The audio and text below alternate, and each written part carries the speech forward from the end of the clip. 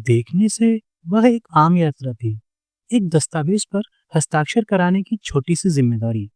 लेकिन जैसे ही जॉनथन ने काउंट ड्रैकुला के महल में पहला कदम रखा, उसे महसूस हुआ कि वह किसी इंसान के घर नहीं, एक पिशाच यानी वैम्पायर की दुनिया में प्रवेश कर चुका है। और अब जॉनथन उस अंधेरे का हिस्सा बनने वाला था।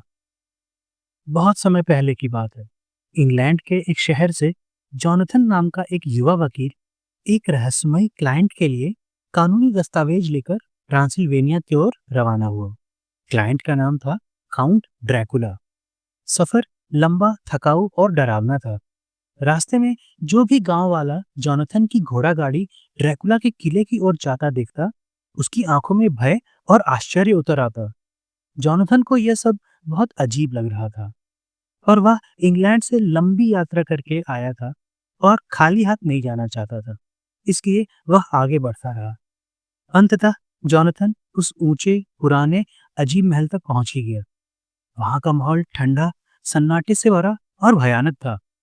दरवाजा धीरे धीरे अपने आप ही खुल गया और सामने खड़ा था काउंट ड्रैकुला। लंबा, पीला चेहरा, तीखी आंखें और अजीब सी मुस्कान।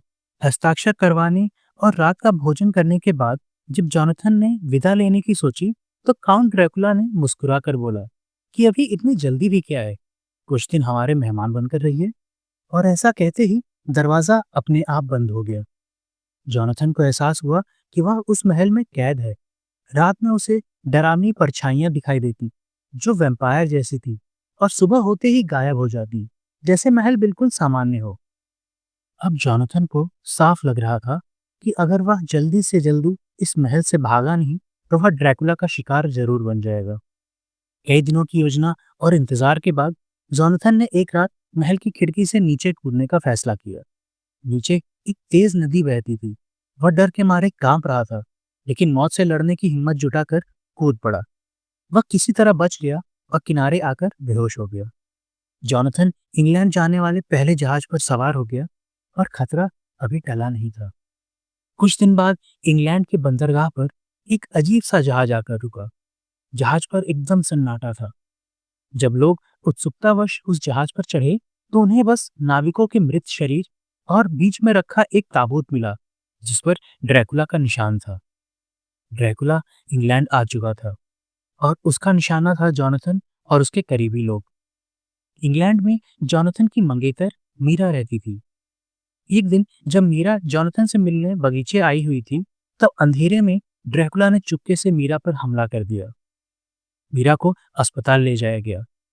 उसी गर्दन पर खून के निशान उभरने लगे, और धीरे धीरे मीरा की आंखों में उदासी छा गई।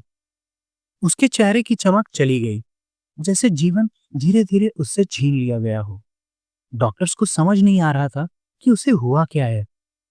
एक रात अस्पताल में जॉनथन ने मीरा को वैम्पायर बनते देखा, और समझ गया कि ड्रैकुला इंग्लैंड आ पहुंचा है, और उसी ने मीरा को काट के वैम्पायर बनाया है। मीरा कुछ ही देर में वापस इंसान बन गई और बेहोश हो गई, क्योंकि वैम्पायर बनने की प्रक्रिया अभी पूरी नहीं हुई थी। और जॉनथन जानता था कि यदि समय रहते इस श्राप को तोड़ा ना गया, तो मीरा पूरी तरह से एक वैम्पायर में बदल जाएगी। जॉनथन मीरा को बचाने की आशा में पुराने दस्तावेजों और रहस्यमयी ग्रंथों की खोज में जुट गया। उसे डॉक्टर वैन हेल्सिंग के बारे में पता चला। यह एक विद्वान और अनुभवी चिकित्सक थे, जो वैम्पायर और वेयरवुल्फ के खिलाफ पहले भी जंग लड़ चुके थे। जॉनथन ने डॉक्टर वैन हेल्सिंग से संपर्क किया। वैन हेल्सिंग ने गंभीरता से मामले को देखा, और उन्होंने कहा, यदि हम ड्रैकुला को अभी समाप्त नहीं करेंगे, तो मीरा सहित और भी कई निर्दोष प्राणी इस श्राप के जाल में फंसे रह जाएंगे। वैन हेल्सिंग ने कहा, मीरा को पूरी तरह से वैम्पायर बनाने के लिए ड्रैकुला जरूर आएगा। इसलिए हमें मीरा को बचाने के लिए उसके आसपास पवित्र जल का छिड़काव करना होगा, और सभी दरवाजों और खिड़कियों के पास लहसुन लटकाना होगा, क्योंकि वैम्पायर लहसुन बर्दाश्त नहीं कर पाते हैं। और ऐसा ही किया गया। ड्रैकुला आया, और वैन हेल्सिंग की सूझबूझ की वजह से उसे खाली हाथ लौटना पड़ा। ड्रैकुला ने गुस्से में आकर पूरे शहर में लोगों पर हमला करना और उन्हें वैम्पायर बनाना शुरू कर दिया। वैन हेल्सिंग ने बहादुर लोगों की एक टीम का गठन किया, जो ड्रैकुला और उसे गुलाम वैम्पायर्स का सामना कर सके। उसकी टीम में जॉनथन भी शामिल हुआ।